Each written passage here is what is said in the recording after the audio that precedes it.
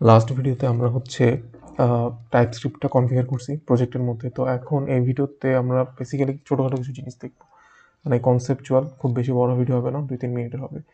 So আমরা যে ব্যাকএন্ডে API বানাবো, তো এপিআই কিছু জিনিস আছে, যেমন হচ্ছে ক্রিয়েট, রিড, আপডেট, ডিলিট। এগুলো হচ্ছে ইন জেনারেল টার্মিনোলজি আর কি, যে create, read, update, delete. But আমরা যখন অ্যাকচুয়ালি এপিআই ক্রিয়েট করতে যাব, সো ক্রিয়েট বলতে বোঝাচ্ছে যখন আমি আমার ডাটাবেসে কোনো একটা এন্ট্রি ইনপুট দিতে চাই, ঠিক আছে? সো এই জিনিসটা হচ্ছে কি ক্রিয়েট করতেছি, ডাটাবেসে আমি একটা এন্ট্রি বা একটা রেকর্ড ক্রিয়েট করতেছি। সেটা কি হবে? পোস্ট। বলতেছি ক্রিয়েট, কিন্তু আমাদের মেথডের নাম হচ্ছে পোস্ট, ঠিক আছে? ফর এক্সাম্পল, আমি যে ডাটাবেসে একটা রেকর্ড ক্রিয়েট করলাম, সেটা আমি ক্রিয়েট করলাম, যদি আমি পড়তে চাই তখন কি করতে হবে? রিড করতে হবে। সো এইটার মেথডটা হচ্ছে গেট। সেম আপডেট যদি করতে চাই, তাহলে ওটার মেথডটার নাম কি? পুট বা প্যাচ। এখানে একটু কাহিনী আছে পুট বা প্যাচের মধ্যে। এইটা যখন আমরা অ্যাকচুয়ালি ইমপ্লিমেন্ট করবো, তখন বলবো যে আসলে পুট আর প্যাচের মধ্যে ডিফারেন্সটা কি। সো এখন আর ওদিকে যাচ্ছি না। আর ডিলিট তো ডিলিট, আমার ডাটাবেসে একটা রেকর্ড আছে, আমি রেকর্ডটাকে ডিলিট করতে চাই, ওই মেথডের নাম কি? ডিলিট, ঠিক আছে? গেল।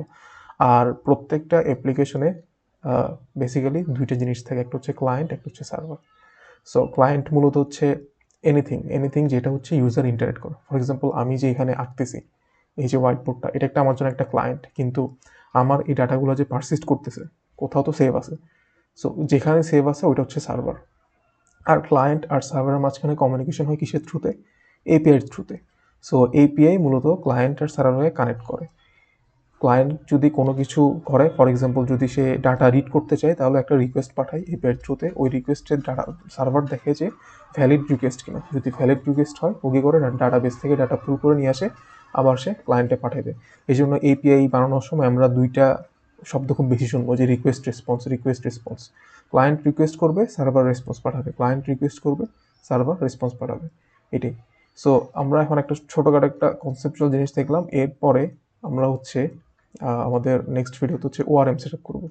সো ওআরএম সেট আপ করার জন্য এই জিনিসগুলো একটু দরকার ছিল। আমরা ওআরএম এর জন্য প্রথমে হচ্ছে কীভাবে পোস্ট সেট আপ করতে ওটা দেখবো, দেন হচ্ছে আমরা এপিআই ক্রিয়েট করবো আর কি।